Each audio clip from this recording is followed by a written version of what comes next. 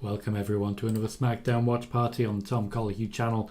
It's been a couple of weeks since we've watched Smackdown live and in person, so it's nice to get back to the action and get back to the crazy world of wrestling just in time for a pre-recorded go-home show for Crown Jewel, which we will not be hosting a watch party for. As you guys know, it's Saudi Arabia, so I tend to veer clear of them. We have a couple of people in chat already. Sean on the Twitch side saying hello again, Tom. Welcome back, Sean. Nice to see you. And we've had plenty of people saying hi on YouTube. Joe, Martin and Charlie having a good old chat. Nice to see so many familiar faces already. Charlie says, good to be back. Just haven't been feeling well recently. I haven't been hosting recently. I missed 2 shows because I wasn't feeling too great myself. And now, with it being daylight savings over here in the UK but not in the US, we start an hour earlier, which means we finish an hour earlier. And I just feel a little bit better rested. So welcome everyone. We're actively building towards a Crown Jewel main event of Roman Reigns versus LA Knight. We're also building towards Logan Paul versus Rey Mysterio for the the United States Championship, and plenty more in the offing. Crown Jewel itself promises to be an okay pay-per-view, I suppose. Seth Rollins versus Drew McIntyre. We have Cody Rhodes versus Damian Priest. In many ways a repeat of everything that's already happening with Judgment Day. But it's nice to at least know that Cody Rhodes is getting the star treatment. A couple more familiar faces. Megan says midnight start. We do like a midnight start, don't we, Megan? We always celebrate it a little bit ourselves. Lauren says, how have you been? Been okay, thank you, Lauren. Thank you for checking in. James says, hey, Tom, don't you feel that they're making Roman seem weaker as his title reign goes on? No, not even slightly.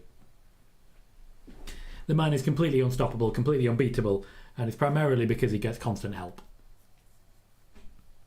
Lauren says Logan will win tomorrow. I have myself said that that's what I expect as well. Bailey says, hello Tom, no more questions about Ric Flair tonight. For those not aware, and for those who don't watch, spoiler warning, I went in on Ric Flair a little bit. I went in on Tony Khan a little bit. I wasn't pro AEW earlier today. There were swears. Megan says, it's been so nice this week with the midnight starts. Shame it has to end. I agree. If it was like this forever, I'd be a very happy boy. I haven't been watching live, but I have, of course, been watching. It is what I will say, very by the numbers. If you, in fact, skip a couple of weeks, you actually don't really notice. Which is kind of the entire business model of the WWE. Lauren says, how do you feel about Roman's current title reign? It is the biggest title reign in WWE. And in fact, the most important and prestigious championship in wrestling, because of it, is the Universal Championship, which is, of course, what this championship's lineage is based off. Jack says, not a chance for Knight. I wholeheartedly agree. Lauren says, he's surprised Ric Flair signed a contract of AEW. No, sadly not. If anything, it's annoyingly predictable. Leon says, I can't lie, I've rewatched the Ric Flair part a few times. Well, thank you kindly for that. It does actually genuinely help the channel. My frustration doesn't boil over, it just builds. Because it's Ric Flair and there's just so much frustration to go around. So much frustration. I can't imagine a world in which I'm this frustrated for no reason, but here we are. James says, I think Raw's ratings are down because everyone is over Sammy, Cody and Jay versus a Judgment Day every main event. I wouldn't say that's the case. I'd say it's because we're in a lull period in the build-up to Survivor Series. We always have been. We always will be. That happens every single year. I see, Megan. That's very you. I like that. The rotation's very sweet. You show right off. You go for it. Lauren says, do you think Orton or Punk will return to Survivor Series? No. One says, hey Tom, quick question. Is it a foregone conclusion that Mercedes Money will never sign with AEW, or is there still hope? Great content. Okay, to be clear, what I reported was that she's having second thoughts. What you seem to have heard was that she's definitely not signing. Not the same thing, mate. Laura thinks MJF will be part of WWE soon and is asking, has Jade been signed to the main roster or NXT? She's on a main roster contract.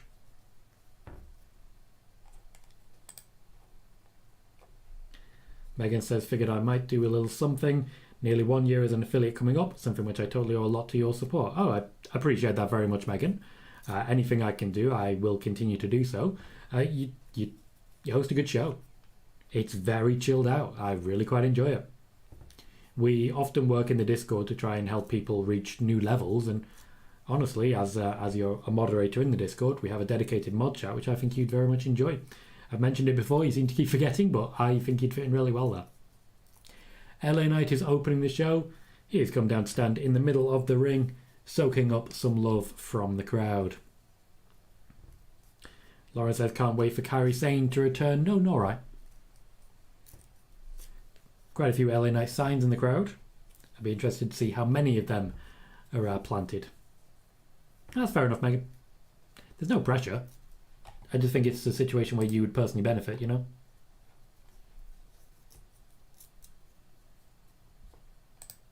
I don't really know.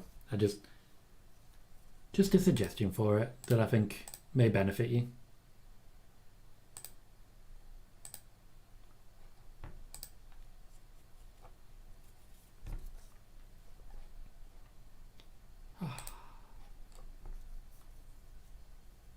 Lawrence says Gunter will be a great choice as a winner for the 2024 Rumble. He would be. We'll see if that's what's going to end up happening. I don't feel there's any moment at which we can guarantee it, certainly, but we'll see what actually happens there. Gunter seems a strong choice, and honestly, he was pushed very hard in the Royal Rumble last year. I don't see any reason he wouldn't get the rub of the green, the benefit of the doubt this year. Unfortunately, I just definitely don't see it happening because, well, we've got Cody, so that's who they're going to push. It's just, that's who they're going to push, you know? There's no real arguing the point. It is what it is. Eric says, Tommy, if you're a wrestler, what would be your entrance music? Mine would be Watch the World Burn by Falling in Reverse. I've actually answered this question a few times on the chat, and a few different versions that I've had. I did have a song called Master Passion Greed. Master Passion Greed is a Nightwish song. I advise you to check it out. I quite enjoy it as an entrance theme, as a concept. Has enough pop to it. But there's also others. The Devil May Cry Virgil's theme, Bury the Light, is another one that I'm a very, very big fan of. As an entrance theme, I'm not sure it would be the one per se, but I'd certainly enjoy it.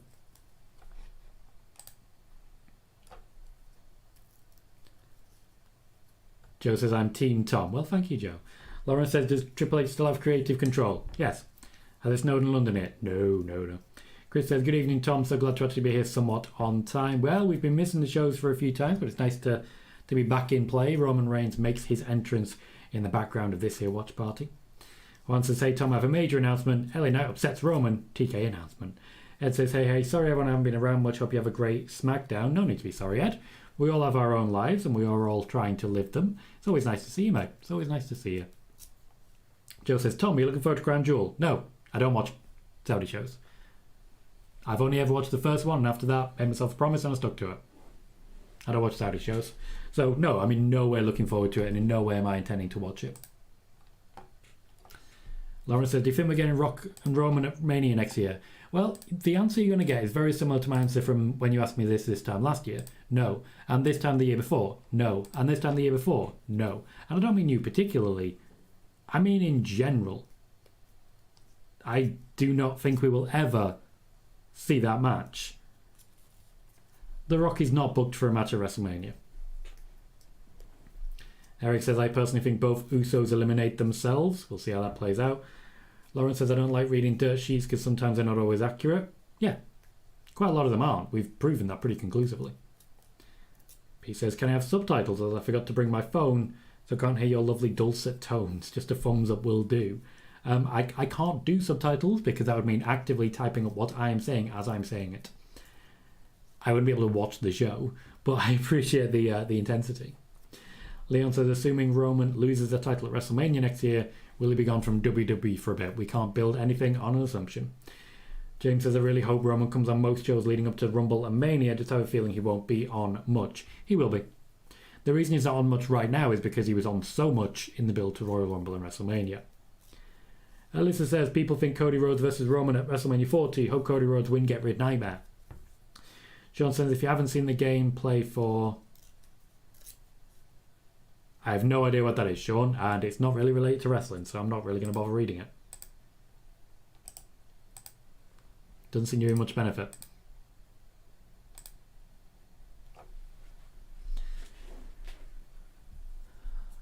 I don't know if TNT's a little bit behind, but it's certainly still focused on Roman's entrance now. I think I'm getting a little bit of buffer, and I think the weather's not playing particularly popular right now. I'll try and get it reloaded at the break. Roman telling LA Knight to stop talking there and wait for him to finish. Very Kanye West of him. Custom Made says, who do you think is more over, LA Knight or Cody? Cody. It's not difficult. Lauren's excited for Rhodes versus Orton. And Chris just gave the 10th like. Thank you very kindly, Chris. Always nice to see who's reached double figures. There are a few less regular viewers when it comes to watch parties, but the watch parties basically take care of themselves. It's great fun just being able to share wrestling with you guys. Lauren believes tomorrow will be Cena's last match until next year, and always thought Orton will become a surprise entrant in the Rumble. That welcome back chant. Or is it some sort of LA Knight chant? There's options.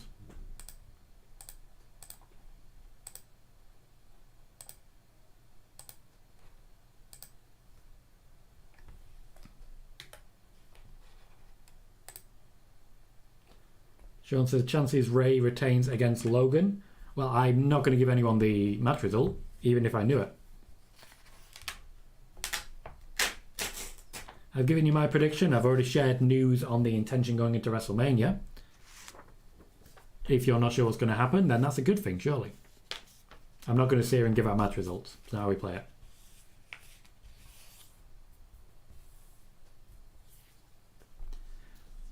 Roman really taking his time with this.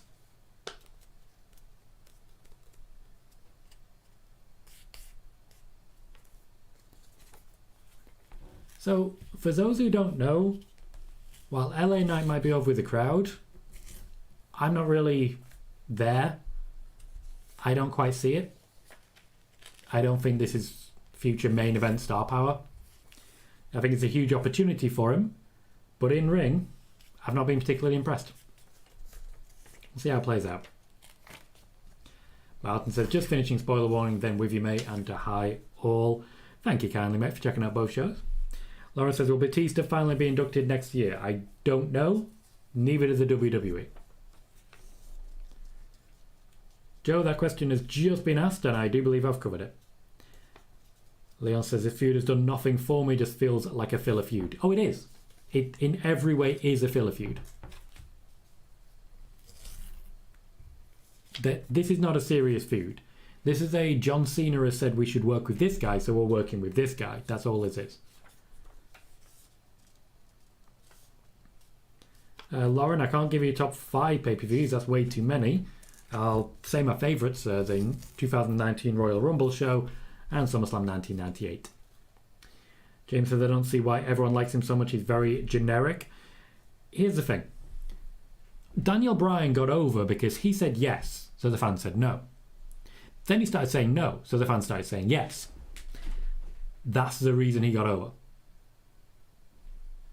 That simple. Simplicity goes very, very far. And Lauren says, I don't watch the Saudi shows either. I really can't blame you. They're not good. I honestly don't know if the match quality is good, if it's entertaining. Couldn't tell you. It's not for me. One says, it feels WWE is always hot. Meanwhile, AEW is cold. Since Triple H took over, which is sad. I like both products being hot. Those days, unfortunately, seem to be over.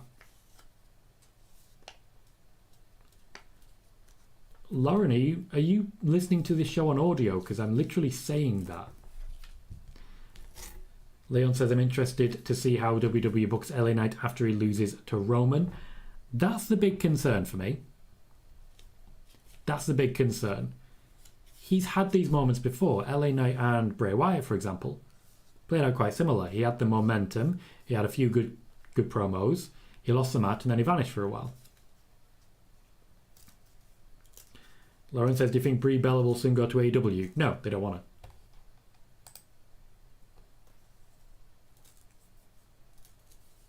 He's a good promo, LA Knight, no question about it. I just think in ring he's a bit lacking. He's a very classic wrestler. He's a very Randy Orton style wrestler.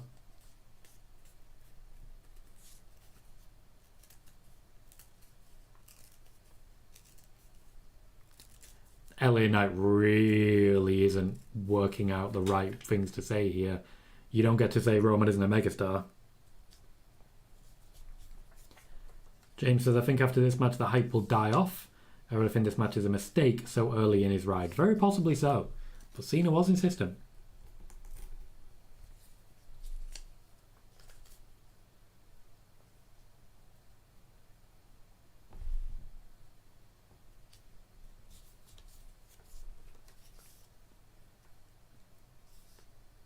LA Knight missed a few words off that championship there. And for some reason we already have officials breaking him up. That was quick. I'm guessing that'll be the only actual build we get towards the main event. Oh, handbags at dawn. I'm definitely concerned about the next step for LA Knight. I feel there's a lot of hoops to jump through. And I just don't feel they're setting him up to do so. Hey, Daniel. Lauren says, excited for Survivor Series? Not yet, but once they announce War Games, I will be. Lauren says, MJF over LA Knight when it comes to charismatic promos blurring the lines. Okay. I don't feel it's a necessary comparison. MJF isn't in the WWE, so it's not really a direct comparison at all. Lauren says, do you think Roman will retire as the longest reigning champion in history? Yes. And Gomar says, hello Tom, how's it going? Going very well, thank you Gomar, welcome to the show.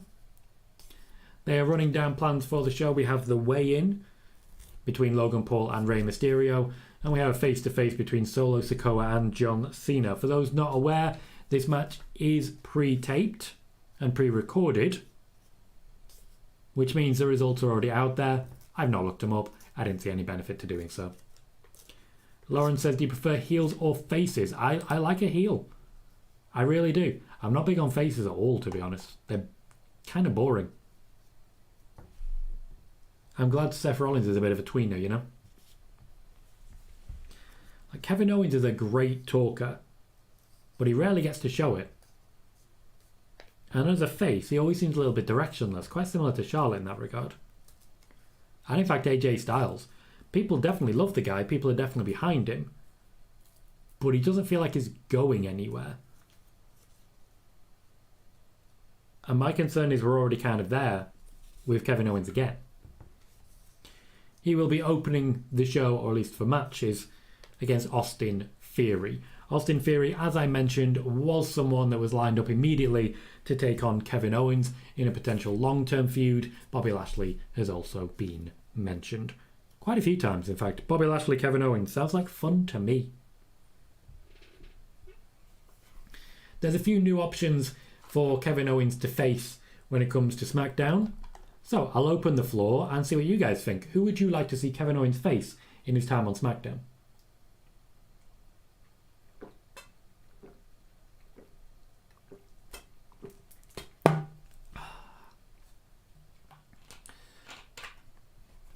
Oh, Lauren, it's not brand versus brand.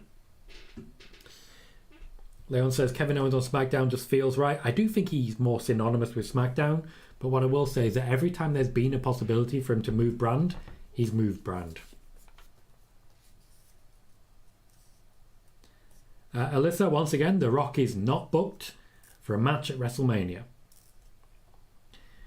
Lauren says, in all caps for some reason. Lauren, you got to stop the all caps or I'm going to have to mute you.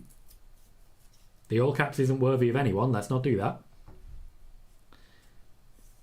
Leon says, I don't think they value AJ as a star anymore, which I agree with. James says, KO was overshadowed by Sammy throughout the whole of this story. Intentionally. Like, he intentionally made that happen. Kevin Owens, his intention was to ensure that Sami Zayn got all of the spotlight, because historically, Sami Zayn's always been the backup guy.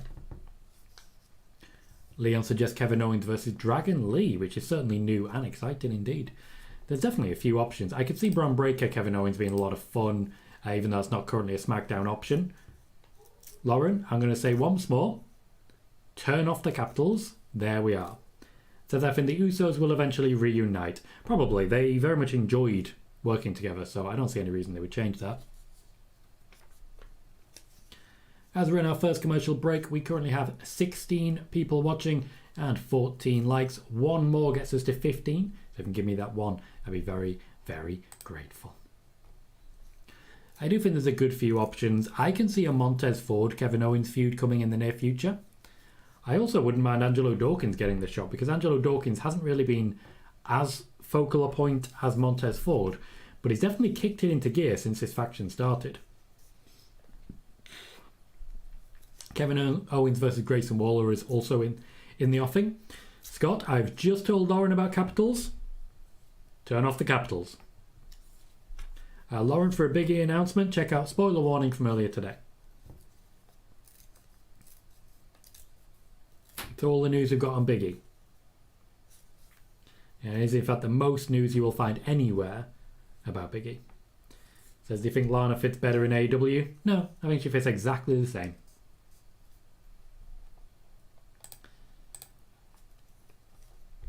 Gomar says, Kevin Owens versus Logan Paul is a match I need. That makes sense. In my head, they've already had one, but they haven't. You're absolutely right.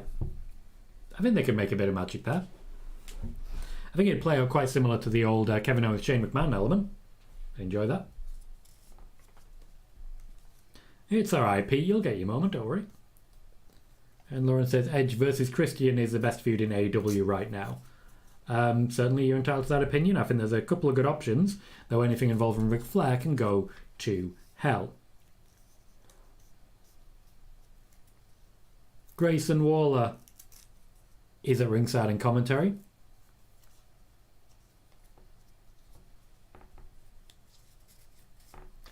Kevin Owens will be taking on Austin Theory in the opening match.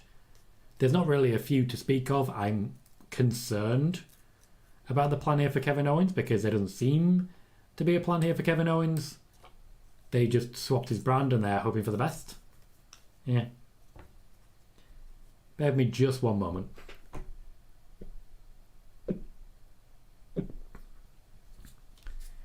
Can I just say, it feels like they didn't film enough for this week's SmackDown, because of 25 minutes in, and a lot of that was just Kevin Owens sat on a turnbuckle.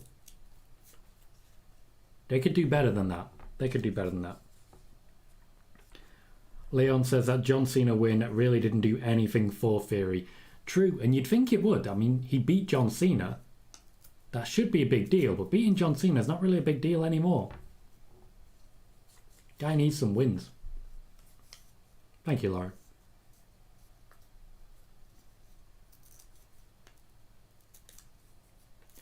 I think Austin Theory forgot that this was pre-taped, because he's just made a joke about upcoming Halloween dates after Halloween's already been and gone.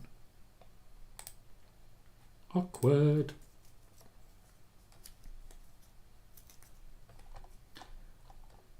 Megan says Owens would destroy Paul, so I'm fine with that. That's a good shout.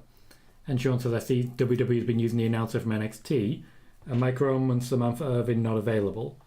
Megan answers some of that. From what I can tell, there's just a bit more rotation going on at the moment, letting people have a little break. I know that Ricochet and Samantha Irvin were getting some photo shoots done, which is of course good for publicity, so they would be sure to make it happen. I do like that I just saw someone dressed as Asuka with the line across the face.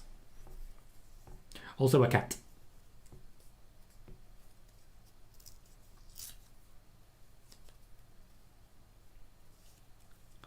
Michael Cole celebrating Grayson Waller quite nicely. Grayson Waller could get in trouble here. He needs to make sure to put both people over. That's your job on commentary.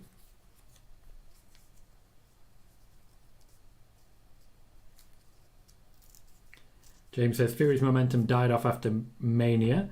You'd think it would be its highest after beating Cena at Mania. That was the plan. Hasn't quite worked out. Lauren, there has not been any suggestion towards their storyline for a little while. Chris says, I wanted to ask you, Tom, is there any word on how long Eric will be out of action? No, not at this time. It's too soon to say so. But it will not be short term. It will be quite long term serious. Surgery was successful, but he's going to need quite a lot of time to recover. So I wouldn't expect to see them involved in anything until after WrestleMania at the very earliest. Bayley, I disagree with that. I'm not personally of the opinion that go away heat is really a thing. If he had go away heat, why are there still people sat watching the match, you know? I've never really been big on the concept of the whole go away heat thing. Because people thought Baron Corbin had go away heat. They really miss him now. You remember that pop when he hit the end of days on Becky Lynch? He does. Megan says, Grayson Waller doing what Theory should have been doing and doing it better, really. Yeah, and this is concerning. Everything Austin Theory has been doing has been supplanted, not supplemented, supplanted by Grayson Waller. Which is making Austin Theory look completely unnecessary. If you go on cost-benefit analysis, don't you go for Waller? Can do everything Theory can, but he's a better talker. The only thing he's really missing is the physique.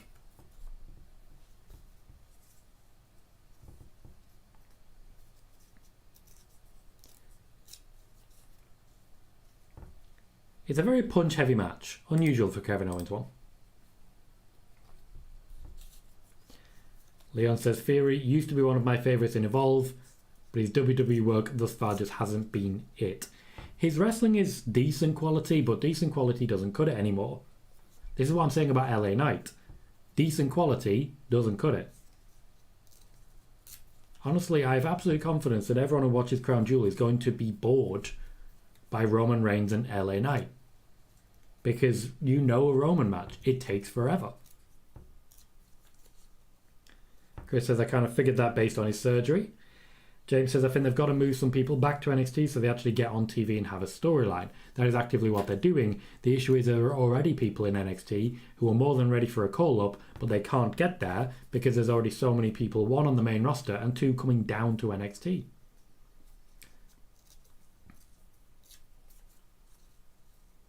True, Chris, he was indeed.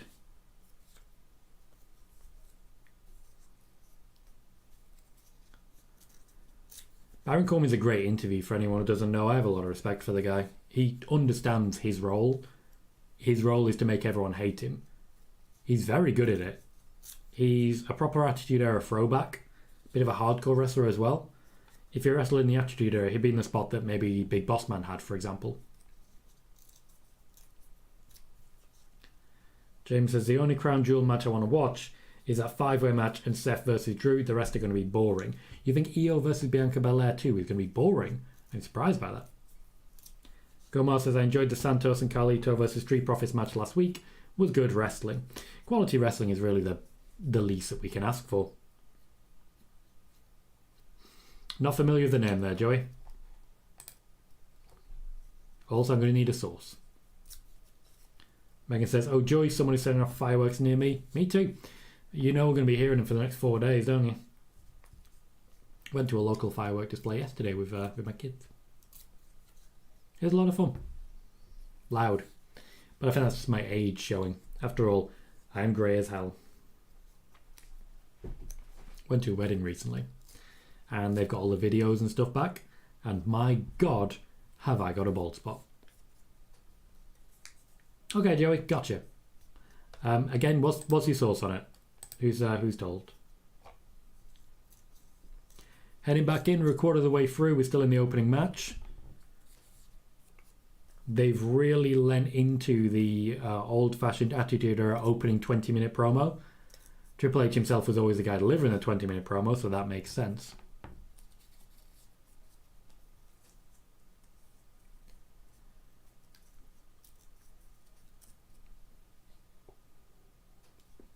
The crowd don't seem particularly into this match. I'd imagine it has a lot to do with the fact that it's a two-show taping. So they've already seen more than 2 hours of wrestling. But hey, they can still get hyped for a 3-hour Raw. I'm on the level of Kevin Owens. Surely you'd be a bit more infused in this. Game from Meltzer. Thank you, Joey. When it comes to signings and stuff, Meltzer's pretty good, so I reckon that's probably the case. All of the focus at the moment is on Grayson Waller. Austin Theory is an afterthought here, and that's kind of awkward. The actual feud seems like it's going to be Kevin Owens versus Grayson Waller. In which case, I don't know what pay-per-view it could possibly be at, because it ain't going on Survivor Series. I'd imagine if Grayson Waller has flown out for Crown Jewel, that will likely be the moment. Grayson Waller and Austin Theory, and then something with Kevin Owens and Sami Zayn.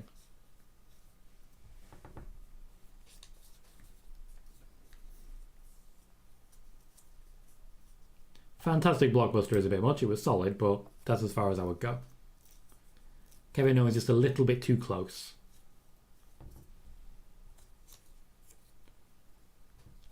Theory and Grayson Waller both have that. There's just a lot of unnecessary rolls and flips. James, I wouldn't necessarily say it matters if Sami has a match. He could still be involved.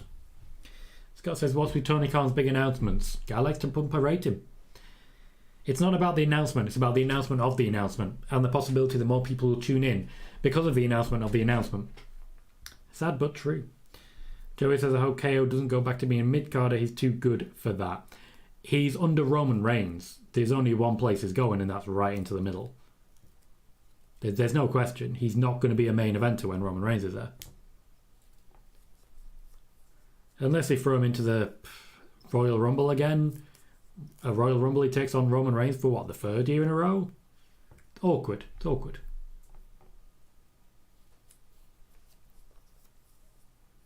Seems to be heading for a finish, which means Grayson Waller at this point needs to be getting involved.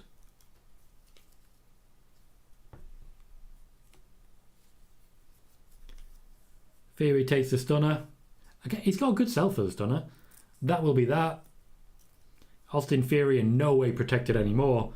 In fact, if anything, Grayson Waller was the one protected there, protected from a beating by Kevin Owens.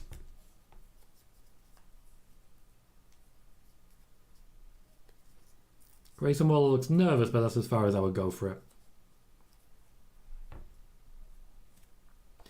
A clean win for Kevin Owens shows he's at least serious, but it doesn't mean too much, unfortunately, because of the opposition. Austin Theory was never going to be a threat, so the fact that he isn't a threat, not really a surprise.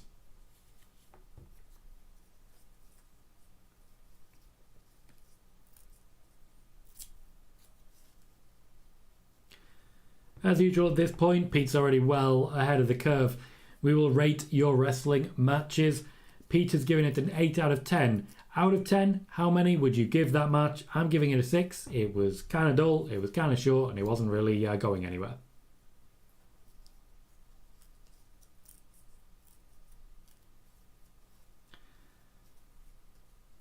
Joey says, I'm surprised WWE brought back a pre-show match. Me too. I'm not entirely sure the reasoning for it. Chris says, I'm happy WWE brought back pre-show matches. Much the same. Jim says, I wonder how the dynamic of WWE changes after Roman eventually loses. It depends who beats him for it, really. Damage control of beating down Bianca Belair backstage. Bianca Belair has immediately started fighting back. No real effort there. There was clearly no fray. It was a 2-on-1 beatdown. Bianca Belair just shrugged it off. Of course she did. Leon says, definitely feels like a pre-taped show thus far. Give the match a 6. Scott gives it a 7. Gomar says it felt like a filler match for sure. I wouldn't necessarily say it was a filler match. It was supposed to be building to something. It doesn't feel like it is. Megan says, not looking forward to all the fireworks that are happening around me. But at least the neighbours told us ahead of time, so I should have some warning. Megan says 6.5, did what it needed to in terms of the story, but other than that, kind of meh.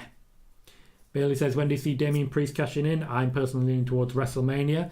If Seth Rollins is the man behind the heist of the century, I imagine he'll also be the man losing the next heist of the century. For me, that just works.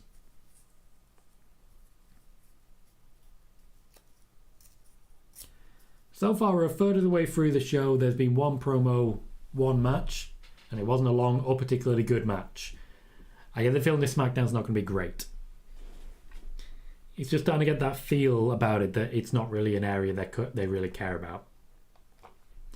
Sean says, Austin beat John Cena in April and lost the title in August. The win over Cena really didn't do much for him. Alyssa says, don't put LA Knight on Raw, challenge Seth Rollins, him dethrone Seth Rollins, turn Seth Rollins heel, still as babyface. James says, I wonder if Priest's match is before or after Seth's match for a potential cash-in with Cody and Sami stopping him. I'm definitely leaning towards the match for the World Heavyweight Championship going first. I've mentioned this previously. My overall expectation is that we will see the match we'll see the show between Seth and Drew McIntyre open the show, and then shortly afterwards we will have Damian Priest versus Cody Rhodes. But it's not impossible that we get Damian Priest successfully cashing in after the match with Drew McIntyre, Cody Rhodes then making it a championship match against Damian Priest, winning it, and Cody Rhodes walks away as the World Heavyweight Champion. I don't think that's impossible. Also, it would be very entertaining. As regards people stopping Damian Priest from cashing in, plenty more to play on that. I don't personally see that happening. Scott, the last thing AEW needs is Vince Russo. Vince Russo is not a booker of any particular repute. He wasn't a booker of any particular repute during the Attitude Era, where he took a lot of credit for things that were not his doing, and then essentially destroyed WCW. That said, WCW was already self-destructive, but Vince Russo certainly didn't help the situation.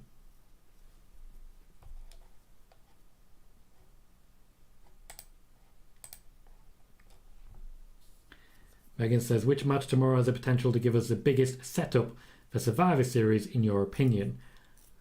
Not going to be Roman and LA Knight. I would lean towards Io Sky, Bianca Belair, but I think ultimately it's going to come down to the Fatal 5-Way Women's Championship match. Rhea Ripley, Zoe Stark, Shayna Baszler, Nia Jax, Raquel Rodriguez. We need to know what Rhea is going to be doing at Survivor Series. She needs a big moment, because since winning the championship at WrestleMania, focus hasn't really been fully on her as a champion, because it's been on the other Rhea Ripley, the Judgment Day Rhea Ripley, the heel Rhea Ripley. I'd like to see her in the ring a bit more often, and I think they can make that happen. James says, I just have a feeling that since Seth won in the Saudis, he will lose in the Saudis. He actually has lost in the Saudis. He lost the Universal Championship to the Fiend Bray Wyatt in Saudi Arabia.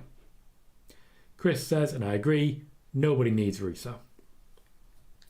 John says, when Cody won the tag titles, fans said he finished the story because he was an undisputed champion. Yeah, no. I think a lot of people were wishful thinking that. Absolutely not.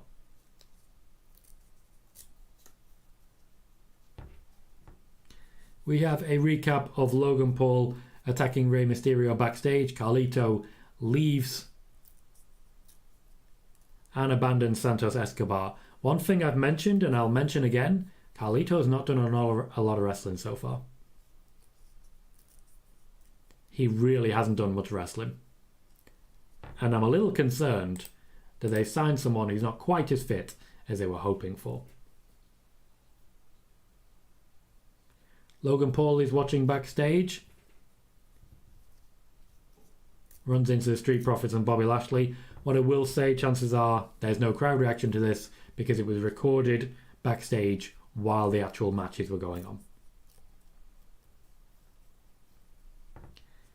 Gomar says, I feel like JD will end up costing Damien the cash-in, adding more fuel to that story. I personally think he keeps it to Mania and he succeeds. I don't see this one failing. Alyssa says, why did keep Roman Reigns babyface so long, not star as babyface? Because they believed he could be. And they came very close.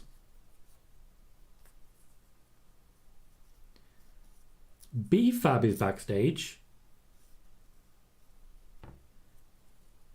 Apparently looking to get involved with the Bobby Lashley and Street Profits faction. Interesting. We haven't seen a lot of B-Fab. James says, I mean, won the title in Saudi and then lose the title in Saudi. Yeah, absolutely could, but that's just par for the course, really. Well, you win, you must eventually lose. Getting another recap of last week. This time the women's tag team champions and the build-up to new challenges. It looks like Shotzi and Scarlett may well be lining up to challenge for the championships. Mine says, just finished. Couldn't agree more on AEW. Remember my WCW 2.0 last week. Makes it worse. Flair's son-in-law, Conrad Thompson, is encouraging it, and it's obvious he's on AEW payroll now. Love the podcast, but it's so pro AEW and anti WWE now, it's unreal. WCW built and were number one for ages, then declined, but AEW have never been number one to go ahead and slap every fan in the face like this. Rant over. Scott says, what do you think of the finger poke of doom? I think it was a massive insult to wrestling fans all across the world. Massive insult. Piper Niven is making her entrance. Chelsea Green with her. The focus is very clearly on Chelsea Green. Piper Niven, a bit of an also-ran, unfortunately, but she's getting the benefit of it. Chelsea Green has the charisma. That's all you really need. Martin, thank you very kindly. Martin has gifted 5 channel memberships to 5 different individuals who now have access to the full range of channel member videos. There are a couple of members-only videos, I think in the region of about 5, which give you an insight as to my process, what I do as a wrestling journalist, and how I essentially find and build sources, research, and examine different pieces of media. There's also a couple of more things, a couple of old podcasts and stuff on there. I'm looking at ways to evolve that going forwards. Memberships went to Joey, James, Andy, Marcel, and to Steve Engblom. Thank you very much, Martin, and please ensure that you thank Martin for the membership as well. James said, if this is Charlotte with Shotzi, I'm going to be so disappointed they can't keep her away from titles. Personally, I would definitely say it's going to be Scarlett. Would make sense to me. Joey says, I noticed we've been seeing more people on TV who weren't being used before. Does this go along with your report of Triple H trying to use more talent? Yeah, that's exactly why. It is exactly what they're doing and exactly why they're doing it. Martin says, but FTR regret the contract extensions now. I would say they do, yeah. They're locked in for a while and they were not happy when they signed it originally. Vince McMahon returning is what essentially made them say, nope, we will sign with AEW, thank you very much. And then Vince McMahon kind of didn't return. At least directly. There's a few wrestlers who sort of backed themselves into a corner. I feel it's a shame. At the very least, when you're not sure of your position, you need to make sure you're not signing a deal for 3-4 years. Sign a 1-year deal. Sign a 2-year deal. Keep it brief. Like when you get older in a football club and you get told you can only sign a 1 or 2 year deal. Not a bad thing. It means you've still got income. Joey says, I think FTR only signed because of Vince being involved with creative again. Figures he goes away again after they've already renewed their deals, which is absolutely 100% correct. Or if you'll allow me a misimpression, correct. Gus says, does JD from NY report news? He claims to, he doesn't. Mine says, hate popping at AEW but can't stand people telling lies on the we are an alternative BS. Yeah, they pitch themselves as that, but they have actually been exactly the same as WWE in many regards. Firstly, using a lot of similar talent. Secondly, the booking. Thirdly, they're not a progressive company. They're not a liberal company. They are exactly the same Republican company that WWE is. They're led by a very, very rich person who basically books to his own whims. It's not different from what we had. The comparison to Vince McMahon, Tony Khan used to come out favourably. Vince McMahon ain't there no more. The comparison now is with Triple H. He don't come out so favourably. We currently have 19 people watching and 16 likes. That is 4 away from 20. As we head through SmackDown, we're about to hit 200 views as well. Please do consider hitting that thumbs up button. Sean says, that's the problem with Adam Cole. He signed a lengthy deal with AEW and now can't come back for a long time. I don't think he'll be particularly unhappy, to be fair. I think he'll be pretty happy in his situation. Martin, all I will say on that is that Endeavour is not for sale. You can't buy something that's not for sale. Joey says it seems like the Miz will be going on a babyface run against Gunter. Not sure what to think of it. I think it'll be temporary. I think it'll be very temporary and I have no issue with it. And yeah, it's not about keeping up, Joey. I'm pretty sure the story is that Gunter will beat up the Miz.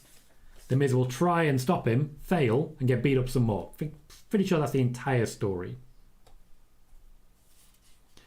Sean says JD claims as a commentator for House of Glory Wrestling. I've never heard of that promotion. Okay, well that's not difficult to work out, Sean. Let's Google it. Like this shouldn't be difficult. House of Glory Wrestling. There's a website. There's a Wikipedia. Hog Wrestling. There's a YouTube channel with 35,000 followers. Sean, you should have done your research, mate.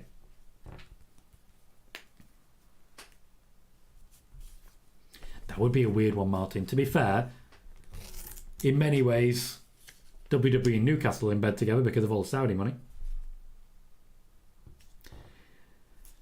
It is indeed Charlotte Flair tagging with Shotzi. They have been a tag team a couple of occasions recently. And hey, as said, it keeps her away from the world titles, but she's straight back to those tag team championships, isn't she? James says AEW needs smaller arenas.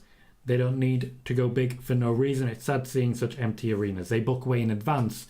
They were expecting CM Punk in attendance, for example, when they were booking these particular lineups.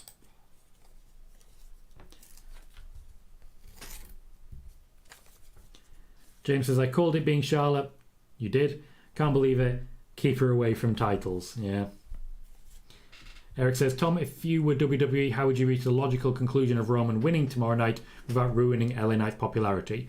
I would care more about the match finishing than I would about protecting LA Knight's popularity. Long term, LA Knight's not the guy. He's not going to be the guy. Roman is the guy, so he's the guy got back. Shotzi starting with Piper Niven. I'm pretty sure the only way this ends is with Shotzi getting pinned, which is awkward. This is where Chris tunes out for next 10 minutes. Not a fan of Charlotte, clearly. Fair enough, Martin. Appreciate the sourcing as well. Jack says, no SmackDown taped show is good. Which is fair. James, when you say you called it being Charlotte, were you actually already aware? Alba Fire and Isla Dawn shown backstage. They've been shown a lot recently. They're also going to be quite important to the rebuild of the women's tag division. You will note that they're keeping it as simple as featuring the current tag champions on more shows. Kind of all you need to do. Scott says AEW has no long-term planning. That's not true. That's not true. There is plenty of long-term planning. It's just mostly in Tony Khan's head. Gotcha, Chris. Joey says it's looking like Logan Paul is going to win the United States title. We're going to have all part-time champs on SmackDown. Io Sky, mate. She's not part-time. Fair enough, James. Let's keep Charlotte away from titles and her dad away from pro wrestling. Would that it were that easy. That'd be the dream, wouldn't it? Of course, what should have given the game away is that it's nearly the draw segment. Historically, Charlotte is a draw segment. She's currently building towards a hot tag. Here we go. Crowd are kind of into it. Bad crossbody. I kind of wish they'd edited that differently. I'm starting to get the feeling this match is going to be very short.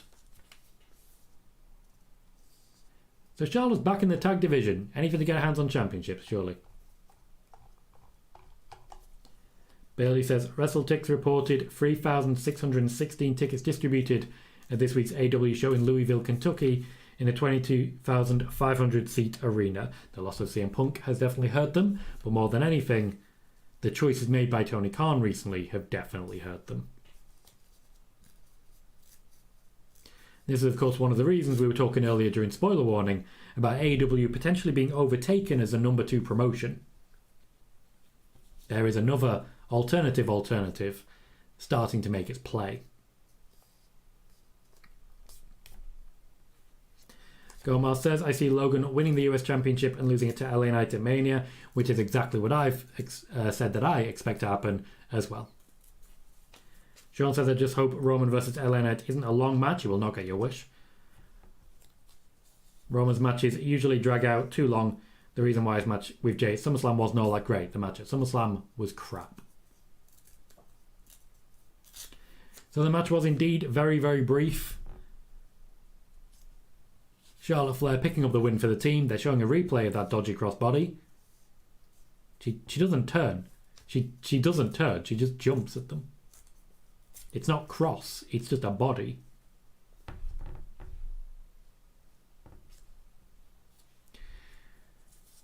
So they get a tag team championship shot. I don't think it's impossible that they win. It's Charlotte Flair. You can never rule out Charlotte Flair when there's a championship involved.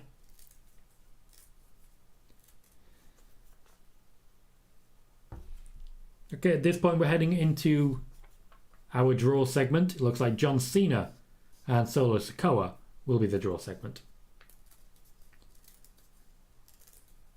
Leon says, insane how stacked AEW's roster is, but yet they fail to do anything interesting with 95% of them. And Chris just said that wasn't as long as I needed to look away. James says, Isla Dawn and Alba Fyre have a title match too. I get the feeling there's going to be a lot of bodies. Leon gives the match a 4. How would you rate that out of 10? I'm with you, Leon. I think that was a 4. Most of the match was crisp enough apart from that crossbody, but it was very, very short. Chelsea Green and Piper Niven got embarrassed. Just embarrassed. There's no real value in them even being there.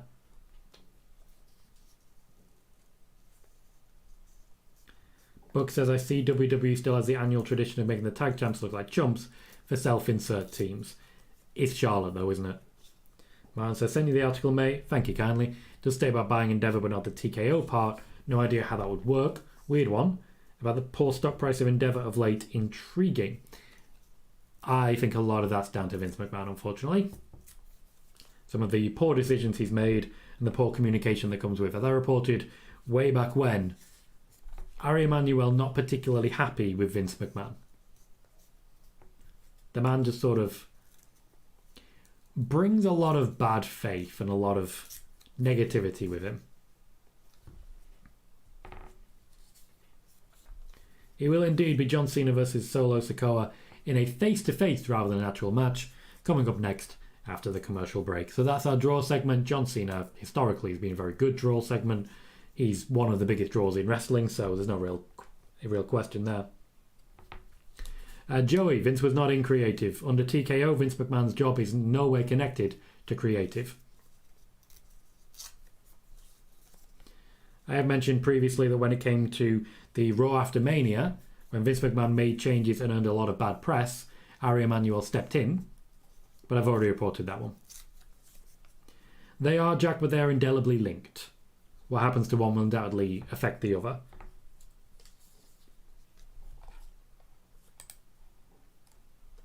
So it's hard to say one way or another that there's a firm line drawn. There isn't a firm line. There is a connection.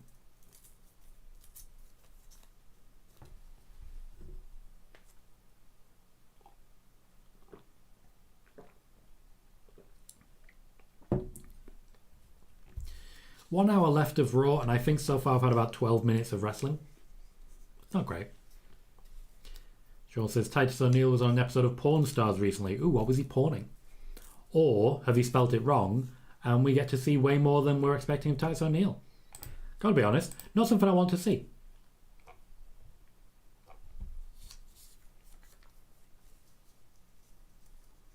Martin says, sorry to bang on about it, last one, but it would be a workaround to get Middle Eastern owners instead of Saudi, just Abu Dhabi. Depends what you mean by workaround. I'm not sure what you mean by workaround there, to be honest. And what would they be working around?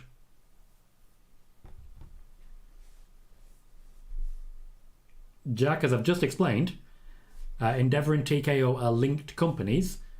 Their stock does directly impact each other.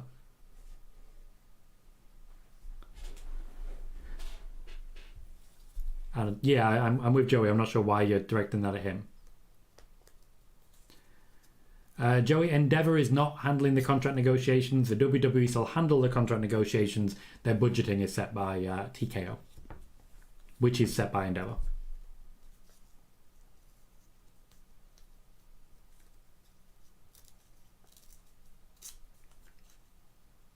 I think it's one of those things. I know it's an interest of yours, like chasing back and working out what's actually happening. Martin, you're very well informed in stuff like that, and I have nothing but respect for you for it. You would know better than me who's actually in charge and where the money is starting, you know? So I appreciate you bringing it in here. Oh, gotcha. Gotcha, Martin. I see what you're saying. I'm going to have to withdraw my article about my video about WWE not actually being sold to Saudis. Sure seems to be what they're heading towards. It's a method. Sean says Titus was on the show to authenticate a piece of his merchandise. That's pretty cool. To bring him on personally for that, that's a dream come true for people. Solo Sikoa getting a proper entrance of his own there. There was a moment where he and Paul Heyman were in perfect sync with their swagger, and it was just a very, very nice moment. I quite enjoyed that.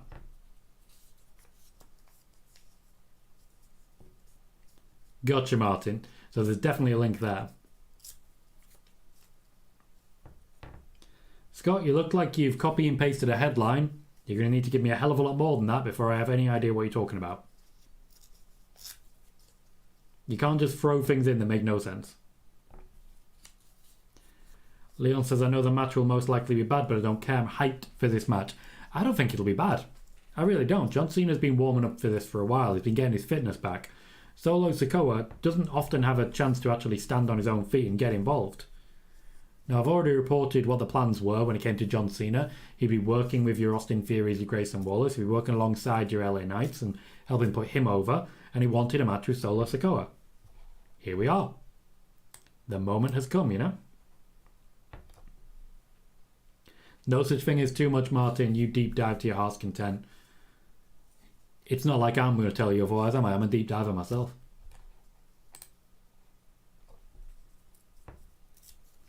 Eric says the reason why I asked about perfecting Knight's popularity, you mean protecting, is because I wouldn't mind him having him dethrone Seth or whoever the world heavyweight champion is. That won't happen. Like, you might not mind it, but there's no chance that's going to happen. Paul Heyman's second appearance tonight. No Roman, though.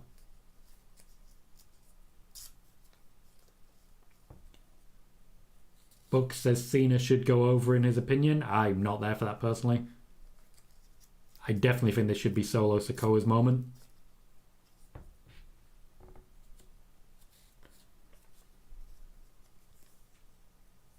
The relationship that Paul Heyman has with Solo Sikoa is a lot more traditional Paul Heyman.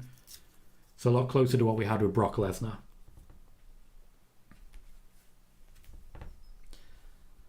To be fair, Martin, Saudi money just basically runs through the entire club now. I say club. The entire company is what I meant.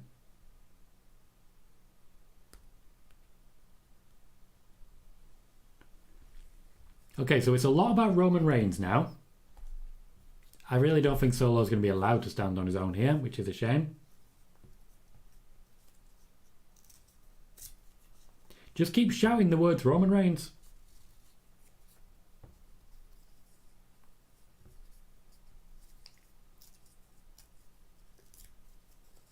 They're going to have to up the game a little bit. Martin says, I still want Solo in main event of 40, but I think they'll wait till 41. They clearly want to finish the Cody story. They had their chance on that one. It is lukewarm if they just go back to it.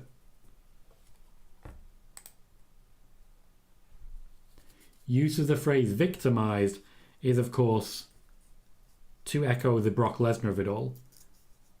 I do think long term there's a Brock Lesnar versus Solo Sikoa feud ready and waiting to give a lot of people a lot of money. Sean says, do you still believe Drew dethrones Gunter? Pretty much, yeah.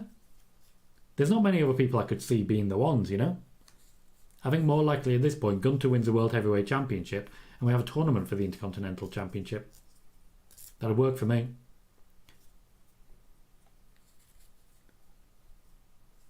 Solo now taking over the microphone.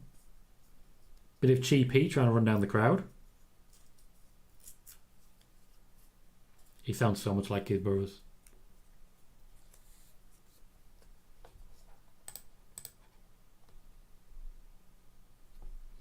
Martin says, makes Cody Reigns match very predictable. They surely wouldn't make Cody lose again. I would laugh my ass off if Damian Priest ended up cashing in.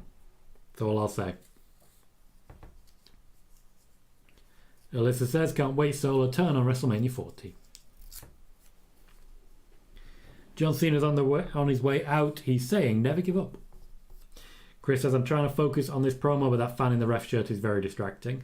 I genuinely hadn't seen them, primarily because when you're in a watch party, you get distracted. You'll know this. You do the Royal watch parties over on OLE, our local establishment, don't you?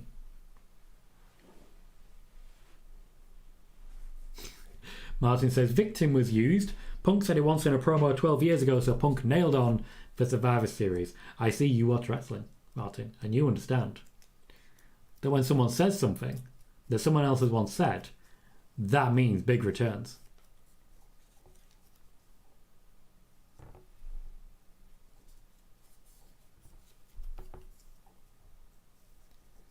Okay, so we have our face-to-face in the draw segment. John Cena in the ring with Solo Sikoa, and they're just sort of standing there.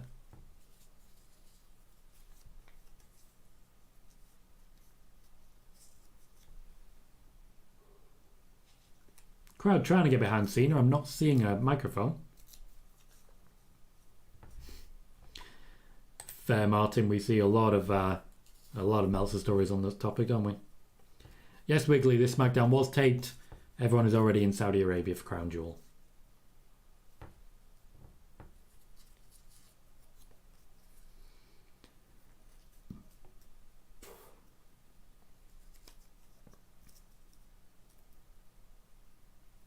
That's an interesting one, Megan. I can't imagine that. I suppose being British, we don't get a choice. We know this stuff. Sean says, to be fair, we all thought this would be the year the women's cash-in failed. WWE proved us wrong. Did we? I called Io Sky being the winner, and I called Io Sky winning the championship. I just didn't necessarily think it would be so quickly. Chris says, we do hardly notice the crowd in there, but we do sometimes get that one fan that really stands out. There's always a couple. There's always a couple. Sly says, morning all. Guess we forgot the earlier start time in the UK. Well, at least you still get an hour earlier to bed.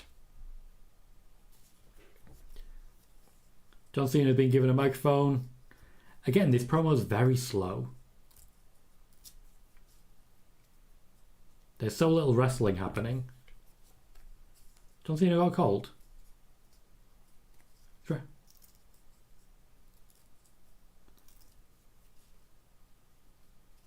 What happened to John Cena's voice?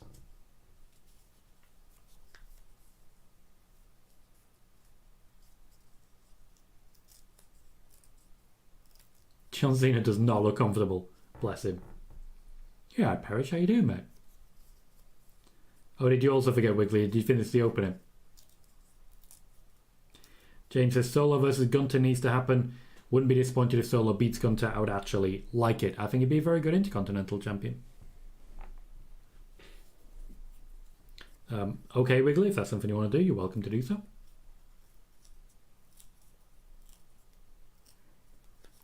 I can't get over the voice. The Taz comparison is oddly apt. I wasn't prepared for that. Of course, yes, you're doing your preview right after this show, are we not? I will not be joining you, just to be clear, so don't even ask. Magnificent work by John Cena. Magnificent work. He knew exactly what he wanted to say. The form of the arse thing is... Someone eventually had to say it. Someone eventually had to say it. Bayley says it's almost like they didn't have enough matches from last week to fill this episode. I think they have enough matches, they've just had to edit bits out. And as such, they had to slow things down. Oh, Martin, you definitely didn't hear what I actually said, because I'm from Blackpool. Well, I'm from Hull, but I live in Blackpool. It's a barm cake. In Hull, it's a sarnie. Alyssa says Roman versus Cody gets title versus tattoo at WrestleMania. Cheers. Roman hate tattoos. Roman is covered in tattoos. What on earth are you talking about? Martin says I've now got my AW rant off my chest earlier. Nice.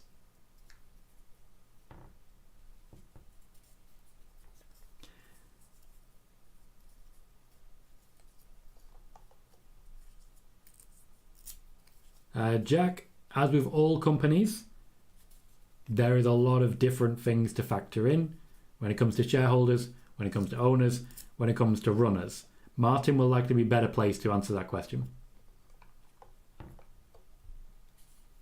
James says a Samoan spike caused Cena to lose his voice a week ago. Damage Control have been banned from ringside for Bayley's match with Bianca Belair. Looks like that will be our final match of the evening. But we have a Donnybrook incoming. I always feel like they just don't do enough in a Donnybrook. Maybe they'll put the wrong flag up again. Man says, P.S. Great show with Nick Wednesday. It's about the hard exit, but felt for the dog. Yeah, it wasn't the exit that we wanted. It wasn't the wrap-up that we wanted. There were still questions. So apologies if that disappointed anyone. I completely understand. But we are where we are on that one, and we needed what we needed. Chris says someone leaked that promo a few days ago. I don't look for this stuff. I don't want things to be spoiled. Which is hard when you're a wrestling journalist. Megan says the Taz line was fun. I'll give them that. All of it was good, to be fair. Scott, you're asking me a lot about other YouTubers. I don't have time for other YouTubers. There are people I have spent some time on the channels of, Wrestling Days, for example, but I don't have time to see everyone that you're asking about. Mate, you started it. Martin, you started it. Don't you be telling me off when you started it.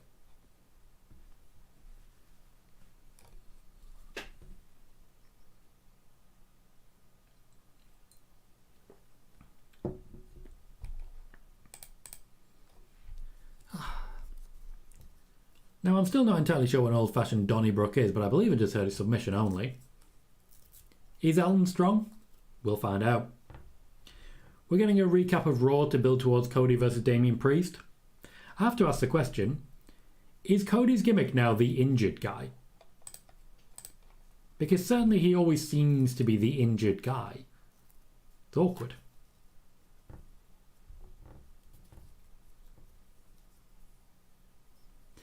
See, Chris, another reason I spend very little time on X nowadays. I realised how little I missed it. And we have such a positive place here on YouTube and on Twitch as well. I don't even feel that X can be effectively used to market anymore to help help people find the channel, because it tags links. So what's the point? Whole thing's pointless.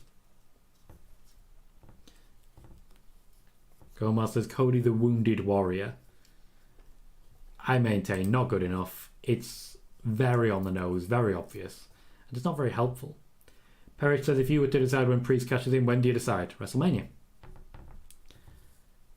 Seth's heist of the century should be interrupted by a further heist of the century. I think that'll be the one.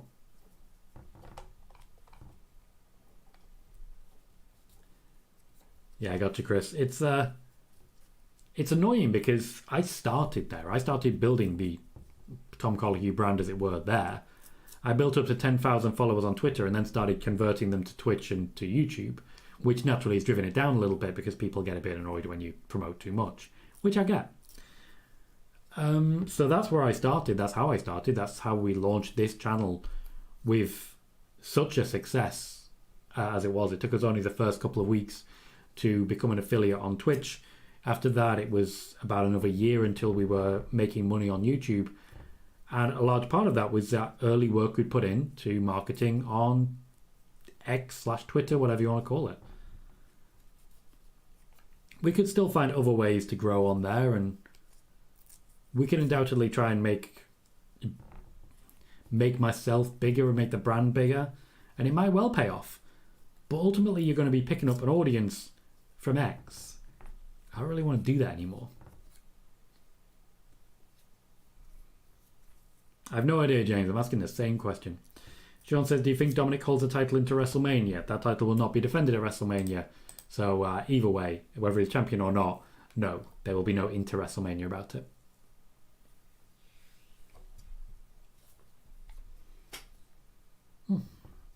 So 50 minutes left, 2 matches remain. The Donnybrook, I can't imagine taking too long, though I'm really hoping for a bit of carnage. I remember the not very fun Terry Funk tribute match, which featured only one actual quote-unquote hardcore spot. It was awkward. Very awkward. Martin, you're basically funding my channel solo lately. I just want to point that out, sir. Thank you very kindly for another very, very generous donation. It says, thanks for the watch along, Tom, and your commitment. I'm very appreciative of that, sir. And the constant support from yourself.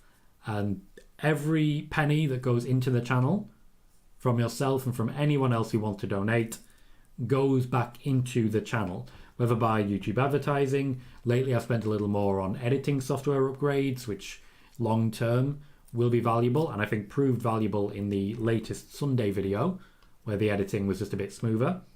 And we will continue to do things like that and get some upgrades for my streaming PC and the like, maybe buy a new webcam, stuff like that, and continue the upgrades there.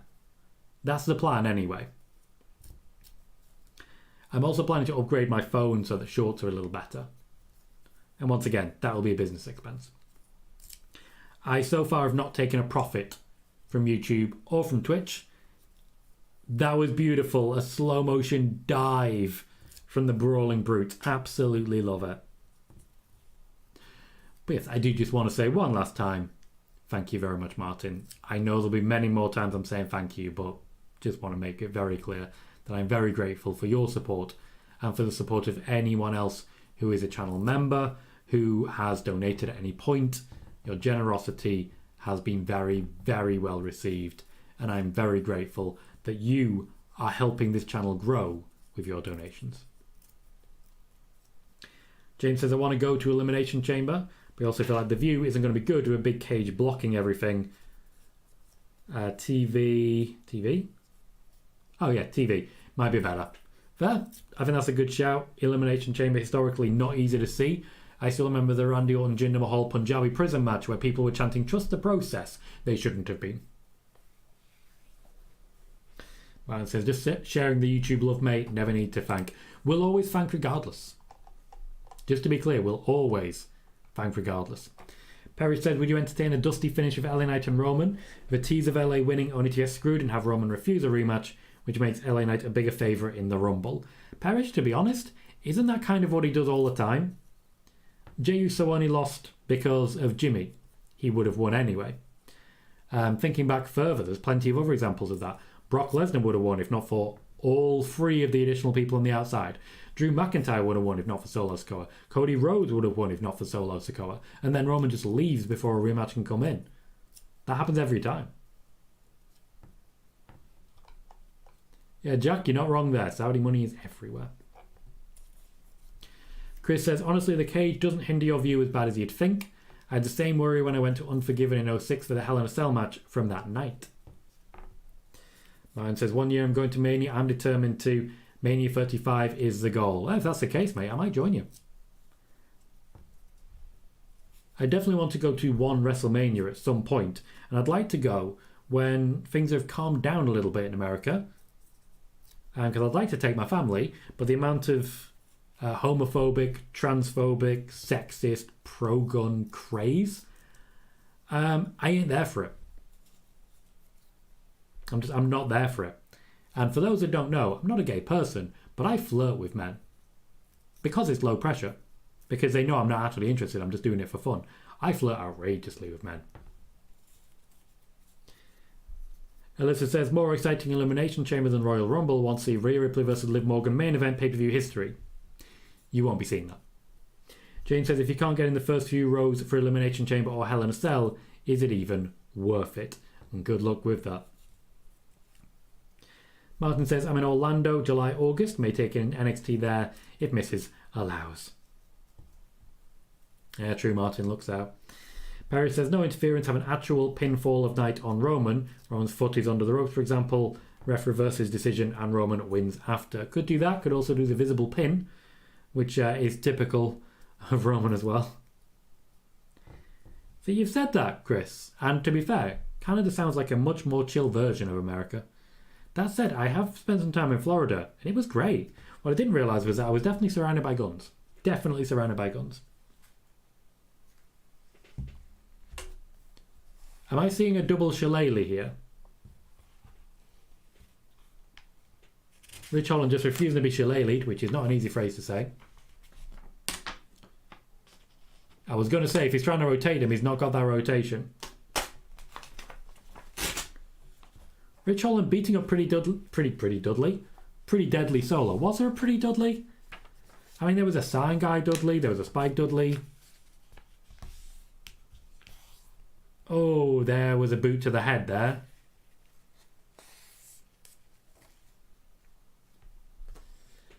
P. Dunne landed that a bit rough by the end. See, this is also part of Triple H's efforts to rebuild the tag division. He's actively trying to rebuild 2 tag divisions at the same time. At the same time. Primarily because he let them fall into such disrepair. Very awkward for everyone involved, but they're currently trying to rebuild both the women's tag division and the men's. I don't hate it. I really don't. Especially when we did still manage a weigh-in, which seems like it's going to be our main event tonight. Bailey says, people in the USA forget about gun violence very quickly.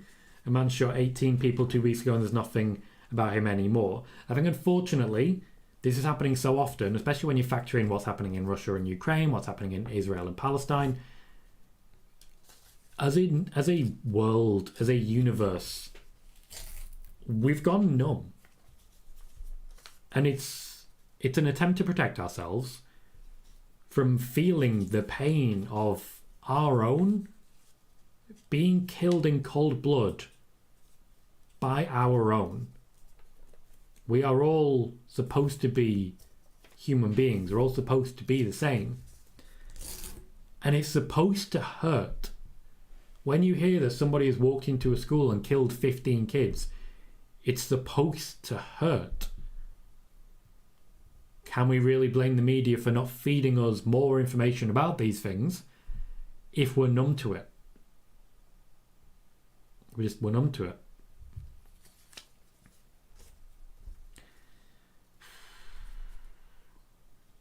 James saying there's too much crowd in America for me to go. You'll never know if someone's going to pull a gun out for no reason. I think a large part of that's based on the state. Blind carry permits, as it were. If I'm in a state where someone can have a gun wherever they are, and just basically for saying, sorry mate, you're in my parking space, I'm going to park there, you can get shot, I don't want to go to that state. I don't want to go anywhere near that state. And I want a friend of mine who is a woman who looks at times like a man to not be scared to go into a bathroom. She's still got to pee. But that's just me. James says, I heard you get a free moose when you go to Canada. Is that racist? Might be racist. Chris says, I do agree, Tom. Come to Canada. I'd be tempted. Sounds like a good place. And Martin says, I can't wait to get back to Universal Orlando next year. Won't lie. Could take Mrs. Santorini May to get the family America holiday. She was very against it, to be honest. Yeah, cannot blame anyone. Cannot blame anyone. Florida in particular, as we know, the hellscape. I never went to Universal Studios, but I did spend quite a bit of time at Disney World. And I hope one day to take my girls. Whether we will right now, I don't know.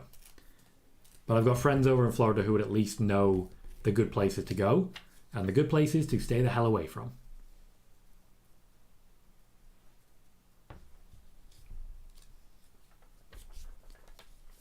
So there is a lot of submission moves happening. I keep forgetting to call him Butch. I'm going back to Pete Dunne. Looks like they're going to stop each other from tapping out. They've shouted Elton Strong. And just like that, Elton has unlocked a comeback. Rich Holland 100% just turned away. He just turned away so that he could act like he hadn't seen what was going on outside. I'm pretty sure that stool was supposed to break. It did not. It absolutely did not. Parrish, you're absolutely the right person to answer this question.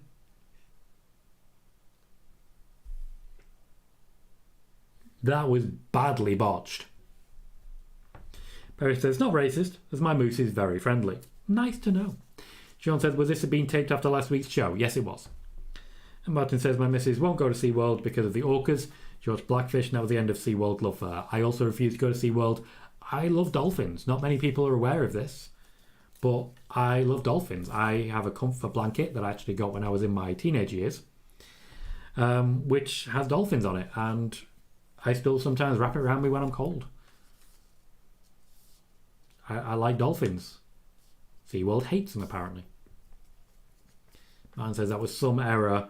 Wow, yeah, they really weren't sure where they were or where they were headed.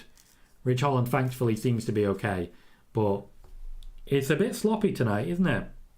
I say tonight, a bit sloppy last week, isn't it? Rich Holland showing off with a press slam into a power slam. Now I believe that was similar to the Tour of the Islands, which is Jeff Cobb's work. Although when it's called a Tour of the Islands, I call it the Tony Adams because I misheard it once and then it stuck. And now it's a Tony Adams.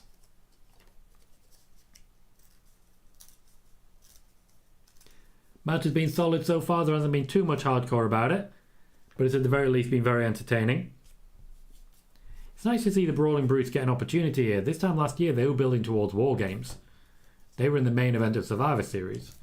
Since then they've kind of been in and out. Myron says, considering it was taped, couldn't they have redone it like the old Tuesday tapings? They could have, but the crowd would have been wise to it, and then they would have tweeted about it.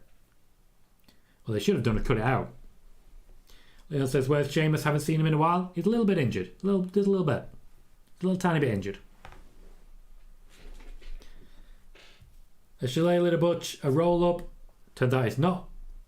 Turns out it's not submission only. I was wrong about that one.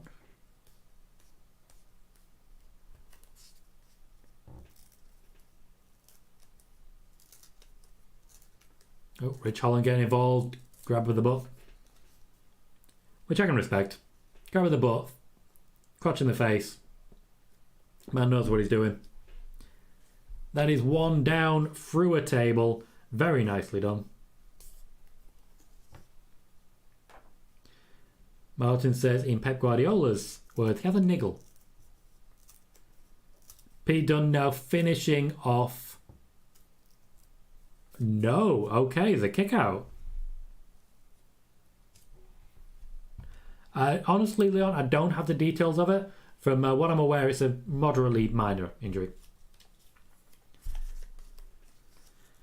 Sean says, I always cringe every time Butch snaps his fingers, every time. And so you should. So you should. You're not human if you don't cringe when Butch is beating people up. He's pretty good at it.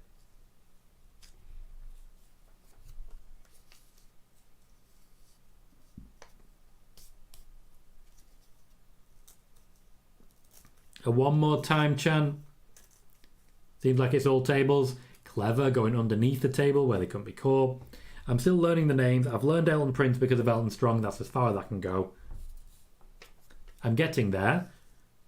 Rich Holland trying desperately to throw himself through some barrels there. Butch is on the table, but not really. Not really.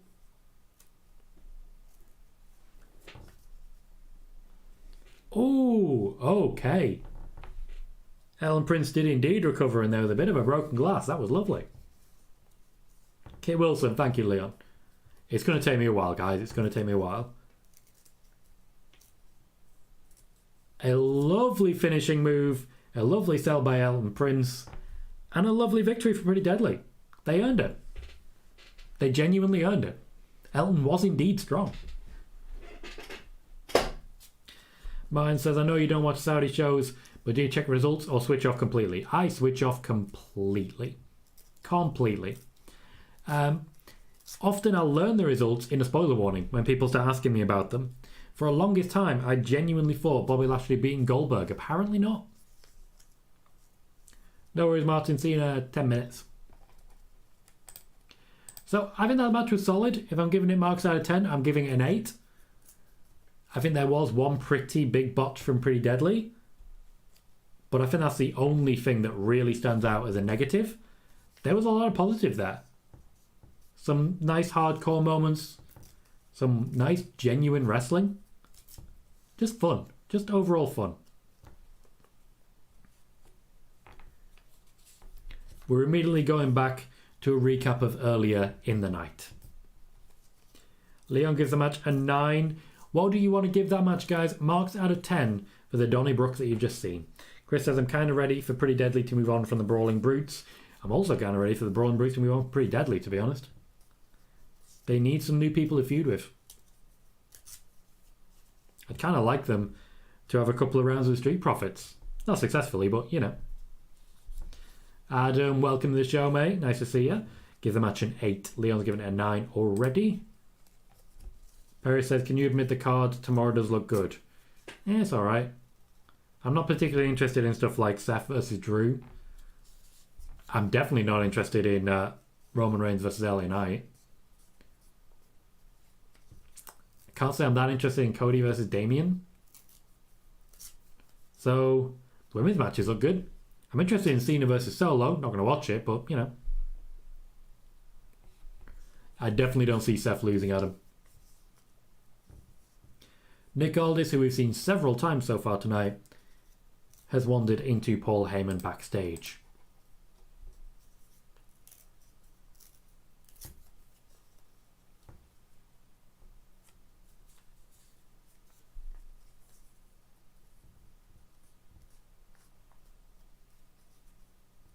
Nick Aldis having no patience.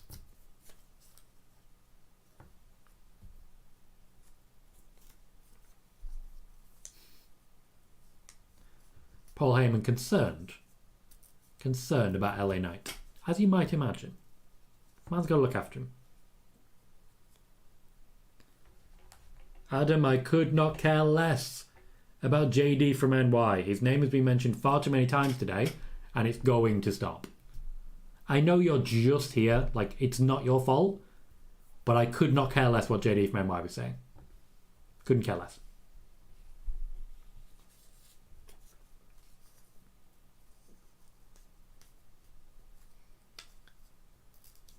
I wouldn't go as far as spamming James, but yeah, the all caps has definitely been a thing today. Definitely been a thing a lot. There's been a few recurrent themes. Bailey says they don't pay Paul Heyman enough for what he means to these shows, a true legend. Pretty sure, Bailey, you have no idea how much he is paid. I promise you, it's a very hefty sum. I personally would think he does get paid enough for what he does, because he also gets some creative credits, which I don't think many people focus on. Sean says, are you going to go watch the Marvels when it comes out in cinemas? No. Why would I watch the Marvels? I think after Endgame, unfortunately, Marvel has struggled to maintain their momentum. I don't think anyone will be too surprised by that. That said, I'm very much enjoying Loki at the moment. Very much so. Multiverse of Madness, could not stand it. Could not stand it. I get that they're creating like the next generation. I really quite enjoyed Shang-Chi. But I don't know, they're in a downward moment. The things I'm enjoying are things that everyone else isn't enjoying. I liked Hawkeye. Genuinely quite enjoyed it. I'm told it wasn't good. I don't believe it. Yeah, I'm not going to watch the Marvels.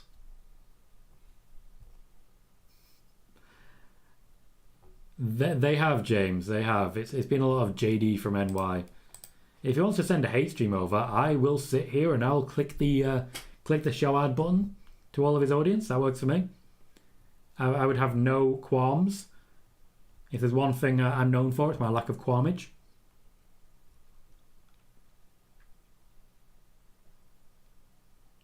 That'd be a claim to fame, wouldn't it?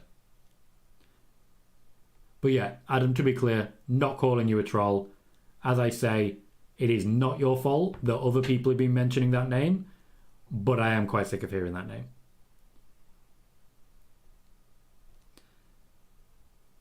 Alyssa says, should push Dakota Kai return ring? They would if she could. She physically cannot return to the ring.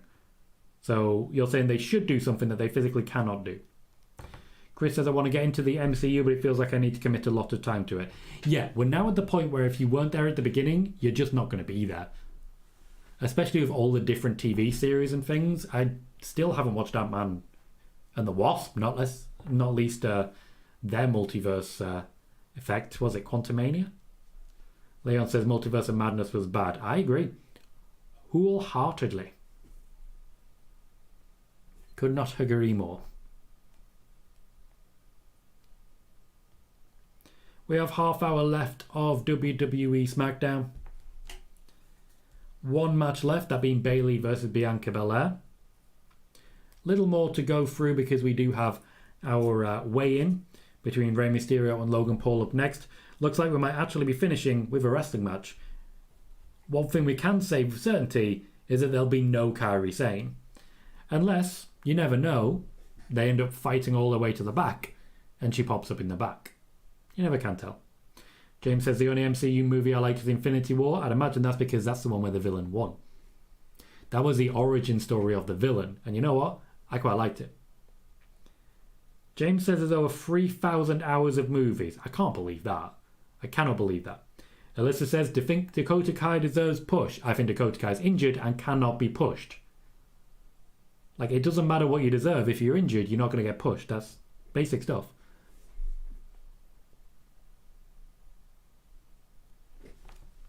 Adam's excited for Crown Jewel. Okay, so they didn't show the weigh-in then.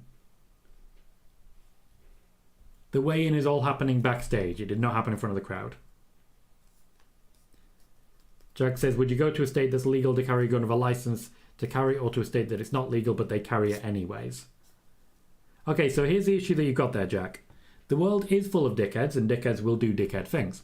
If people choose to carry guns when it's illegal, then they're at least going to get in trouble for shooting me. Whereas the other way around, I'm British, they won't get in trouble. What I would like to do is go to a state where it's illegal to carry a gun. And this idea that, oh, we shouldn't do anything to stop guns because people do it anyway. I live in a country where it's illegal to own a gun for the vast majority of people. You know, we don't see a lot of shootings. I know that's not what you're saying, but I'm venting a little bit. Gomar says, did they just throw Sammy versus JD on Crown Jewel last minute? Yeah. They wanted to get Sammy on the card. They're making a point of him being on regularly because of his background.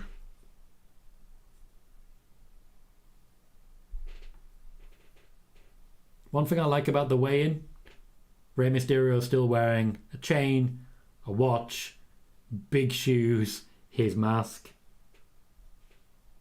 Man's still rocking up on the bling. We're now having a face-off. This is... Why would...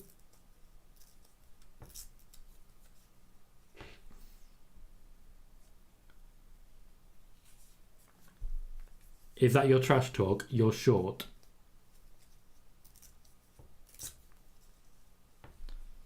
Any crowd reaction you hear is completely piped in. Nice from Rey, like it. They're really selling the Logan Paul punch again. They, of course, were doing that in the build-up to Roman. And the build-up to Seth, I should say, actually. Rey makes sure he protects his championship. Good lad.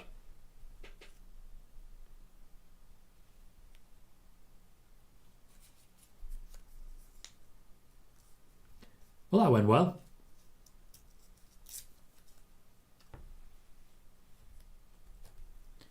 So next up we have our not championship, we have a match.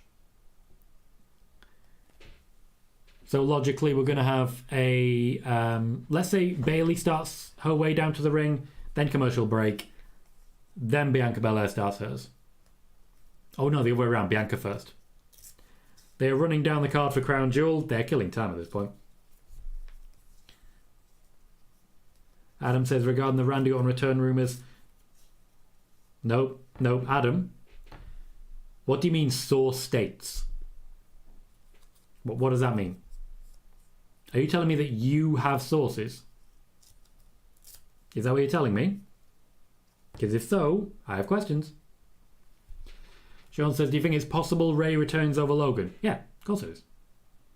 I don't think that's what's going to happen, but it's possible. I'm not going to sit here and say anything's impossible. Gomar says, funny how they reference Dylan Dennis hitting Logan with a mic by having Ray do that to Logan. Well, then you can throw a microphone, throw stuff. Break stuff. Limp Bizkit. Yeah, I really pronounced that wrong. Alyssa's happy to see general managers back in WWE.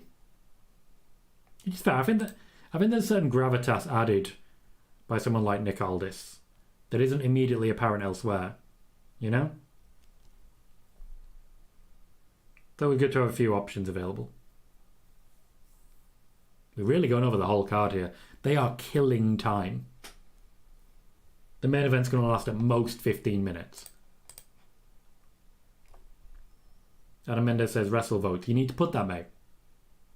You need to put that. As regards Randy Orton and the merch thing, that's been reported by Fightful ages ago.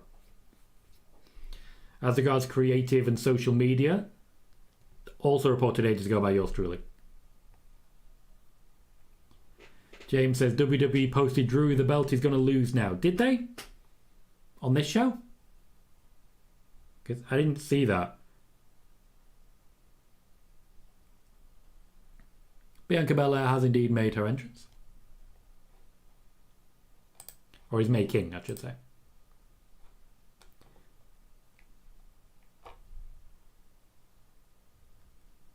Interesting notes there from Corey Graves.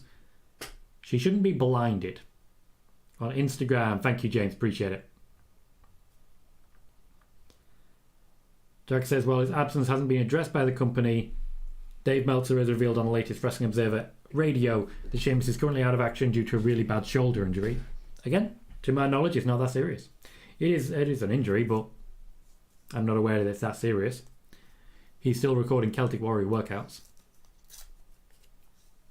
Which is his... I do like that, like, wrestlers nowadays do genuinely need a second income. Hence the Celtic Warrior workouts, hence up, up, down, down. It's kind of awkward thinking about it because they're having to do extra work to make a living because the company's not providing for them. Not a great thing. Not a great thing at all. But I appreciate you for bringing that in, Jack. Always appreciate those clarifications as to the situation. And obviously I didn't know what the injury was. I didn't have that information at hand. So I appreciate you giving the information on it. Next up then, we will have Bayley's introduction. We'll have a bit of scrambling. Bianca Belair will knock Bayley outside. She'll lay down for a second. Maybe we'll see Io Sky backstage. And then there'll be another commercial break. These parts of the shows you can really very easily see. James says they've been overkilling them injuries recently. They've picked up a lot, but that's why we've seen a lot more rotation. Another reason, of course. Alyssa says, love to see Roman Reigns remove Cody Rhodes' neck tattoo that awful look at. I don't think you understand how tattoos work, Alyssa. You can't just clean it off. You might not like the tattoo, but there's absolutely no reason Roman would take offense to it. This is very, very strange. I don't think there is such a thing as title versus tattoo, as you said earlier. You also said earlier that Roman hates tattoos, which is categorically untrue. The man has tattoos. So, very confusing. Chris says, I look at these things Like up, up, down, down as a way to connect with the fans. And indeed, the connection is very much there. They do really help connect with fans. I really enjoy up, up, down, down. I think a lot of the work they do there is fantastic. I really enjoyed a lot of the club, the Mario Party streams. That it was Woods, it was Tyler Breeze, it was Adam Cole, and it was Cesaro, or Claudio, of course, as he is now. I just really enjoyed that. It was a lot of fun. Even during the pandemic when they were playing Uno online. Now, admittedly, everyone at that time was playing Uno online, but it was still cool. You know? You ain't got to be fancy. You ain't got to be fancy.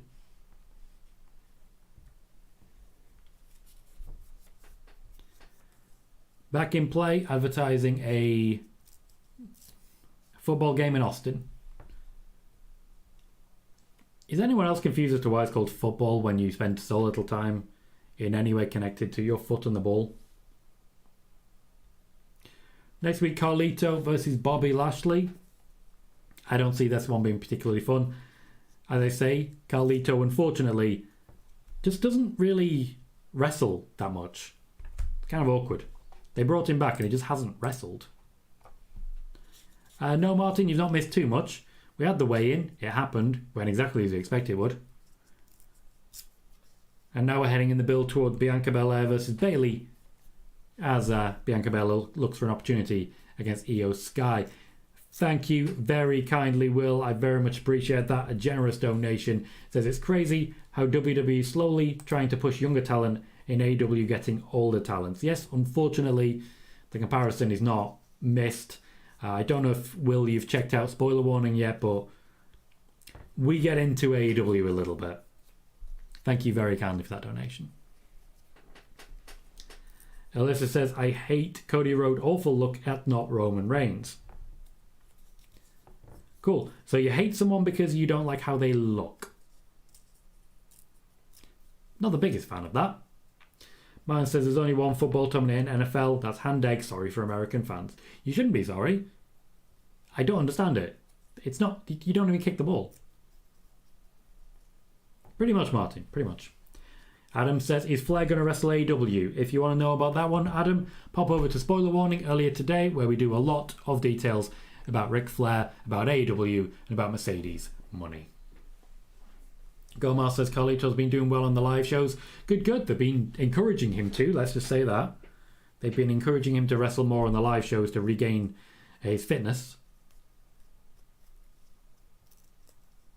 Hopefully the reason he isn't wrestling much is because they're trying to keep him unique, but I don't feel like that's the case.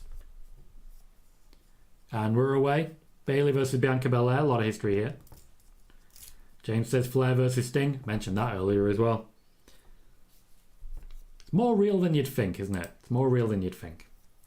Perry says every American football game starts with a kickoff, so yes, foot does connect with the ball. Not comparatively, though, to actual football, where handball is rude.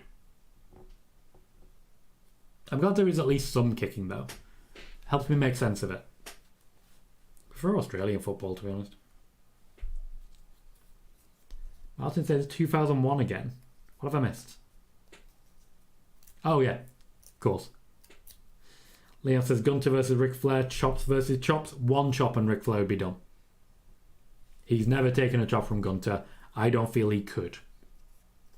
Like, genuinely, 100%. Gunter would refuse to chop him. Gunter refused to chop me. He doesn't do that. He refuses. Okay, so there's a little bit of kicking. I still don't believe it. Are you, Perish, and Ed going to be going live straight after Smackdown for your Crown Jewel preview? What time are you guys going live?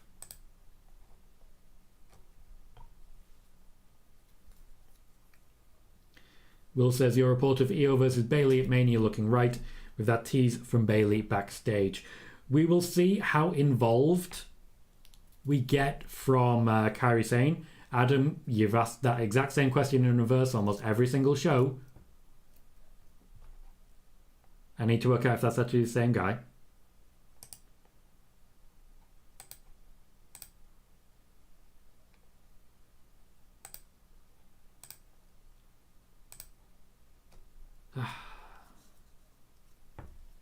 But yes, those messages are now deleted because there's only so many times I can answer the exact same question.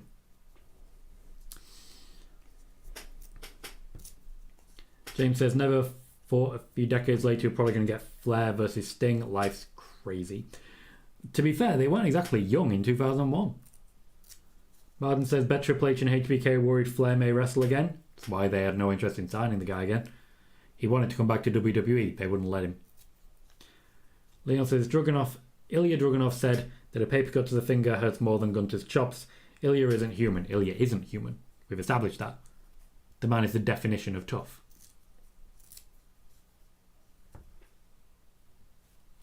A lovely move there from Bayley, squishing Bianca's head against the ring post. And that's how we get to our last commercial break of the night. I can't imagine a world in which Damage Control stay out. I can't see it. And they're going to need to up their game at least a little bit, you know? But it's also fairly predictable. Thank you, Parrish. So for anyone who is interested, 5 minutes after Smackdown ends, pop over to our local establishment and you can check out their preview of Crown Jewel, featuring our very own Ed Fries and in many ways our very own Chris Parrish. Megan says, American football just looks like rugby with padding to me. As a Brit, that's what it is. It's rugby, but like softer. In that everyone's wearing big, massive shoulders.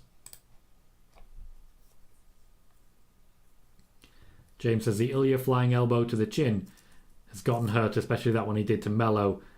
Has got to hurt, especially that one he did to Mello at Halloween Havoc. Martin said, after the big announcement of pre-sale for All in 2024, what will the next huge announcement be? I wonder. Probably that they've already sold like 2,000 tickets. Like, well done. Yay. I don't know. I don't want to take the piss too much because it starts to feel like bullying. They're in a bad spot right now and they really need to find a way to sort it out. They don't seem to be trying. Ric Flair's not the answer. I'm going back into it. Ric Flair's not the answer to any question. There is no question which ends with Ric Flair being the right answer. Even the ones you think, no. Bailey says the Voltivus Dragunov match from NXT was an absolute war. Always is. Ilya Dragunov's highlights so far are Volta, and Gunter. No, Martin, you calm yourself down. I'm a calm person. I don't rant. I don't swear. I'm a good boy. I felt weird. I'm never going to say that again. It felt weird.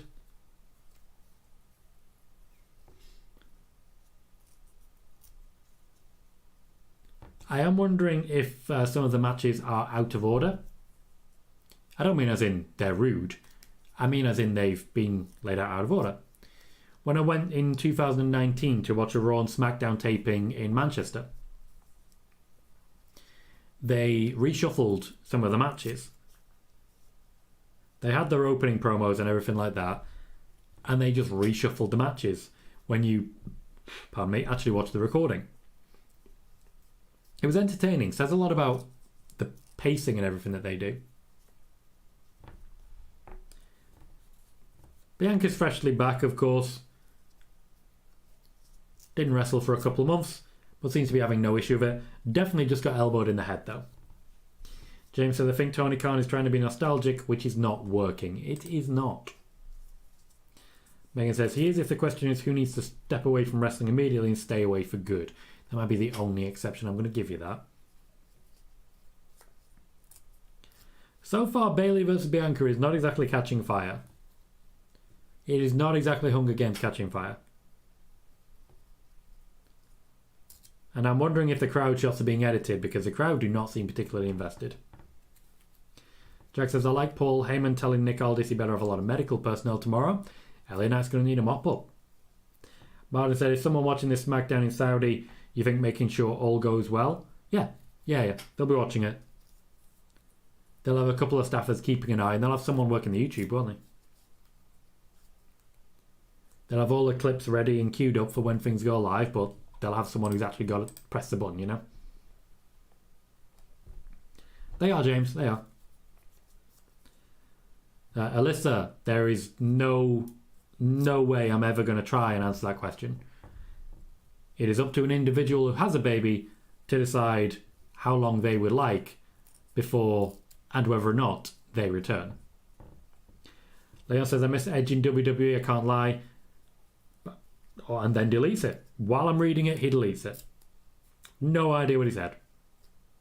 Leon didn't say anything.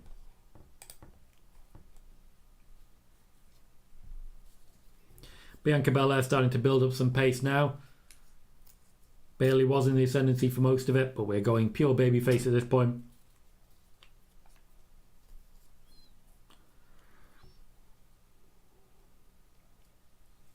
I definitely feel that we've missed Bianca Belair. She adds a lot of star power to SmackDown. In many ways, I do feel she's second only to Charlotte.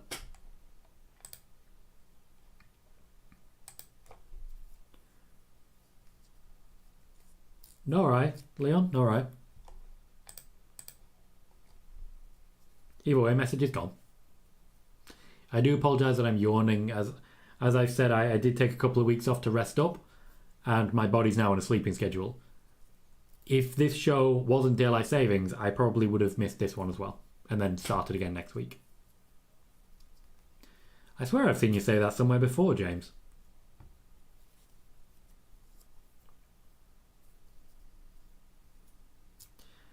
We're into our final 10 minutes so far. 754 views, 25 likes. No complaints from me. Happy Tom. Man says, when do you expect the heel turn and joins her hubby? I'd give it a little while. I think B-Fab being involved in some capacity is certainly a bridge to that. But I think the heel turn happened in the build to Mania. She's definitely teased heel before, but right now she's 100% working face. And against Io Sky, that's good. Okay, Bianca Belair was incredibly impressive there. I cannot begin to explain. Bayley did not get the lift she needed, so Bianca Belair physically lifted, curved, and protected her. That was incredibly impressive. You know, I imagine Bayley is thanking her profusely as we speak. Hence the... Yeah, she understands.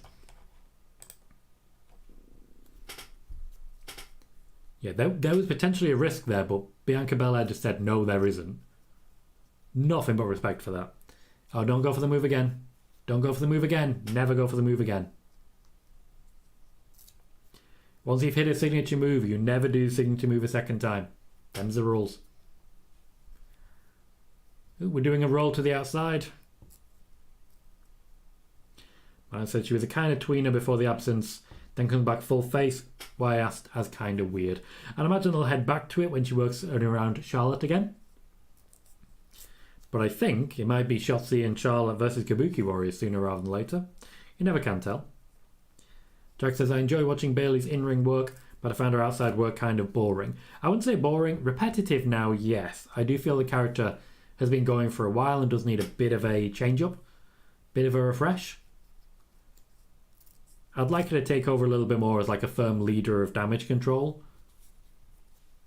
Instead of playing the same character with sidekicks, you know? Take on a leadership role, make her a bit more confident, and just slow her down a little bit at times. I just want a promo where Dakota Kai and Io Sky are, you know, having fun and poking fun and cackling away, but Bayley's not. Bayley's serious. We have to protect Io Sky, we have to protect the championship. You have to take this seriously. And I would just like a promo like that. Just going from a slightly different angle. Alyssa says, who do take title off Piper Chelsea? Whoever the WWE booked to do so. Ryan says, also off topic, they need the JC debut soon, as this is now dragging on and can tease too much. This is as regards Jade Cargill. They've not been 100% sure as to what they're going to do with her as of yet. I suspect the return of Kairi Sane will force their hand and she'll go to Raw. But we're trying to get Bianca through a table here. I don't see it happening. Flip off the apron? No?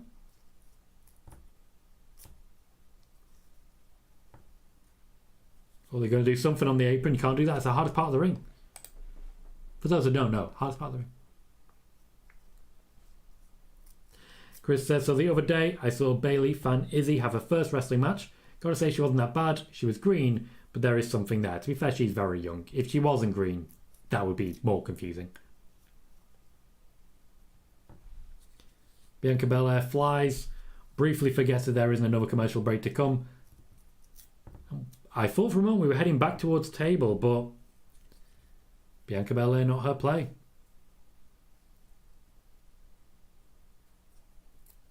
I have no idea what happened there. They just missed each other.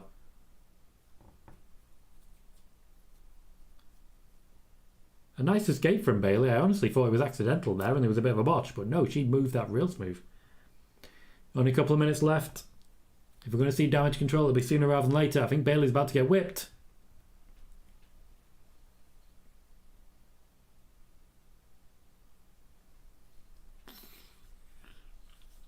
I always forget about the noise. That's a clean-ass win. Bianca Belair on hard cam celebrates her return with, in the end, quite an easy win against Bayley. And ouch.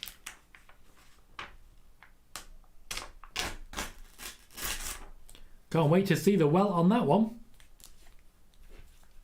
I still remember the mark left on Sasha Banks after their WrestleMania match. I also love the fact that so far, like, before Sasha Banks, nobody on main roster had taken the whip. They knew what they were doing.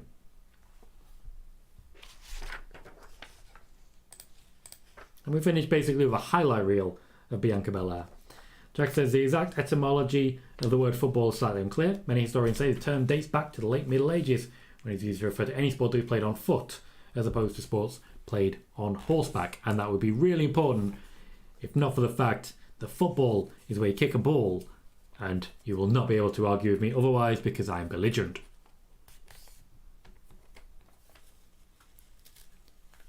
Bianca Belair stands tall to finish the show.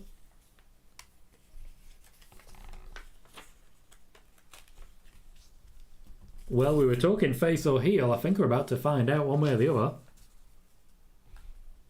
If she's going to continue the attack, that's not a face. That's not a face.